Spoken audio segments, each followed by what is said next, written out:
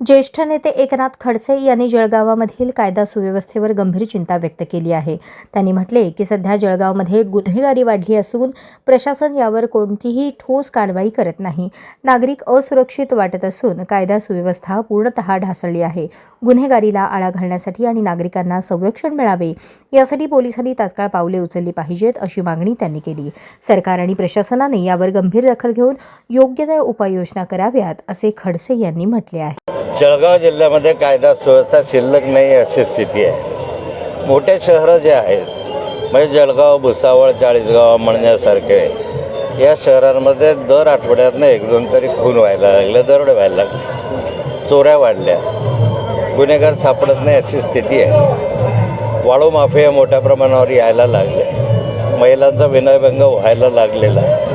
माझं म्हणणं या साऱ्या घटना घडत असताना गुन्हेगारांचा शोध लावला पाहिजे. मग पोलीस यंत्रणा सुस्त आहे की विरोधी पक्ष केलं तर टीका होते, पण सत्ताधारी पक्षानेच केल्यानंतर वस्तुस्थिती असते.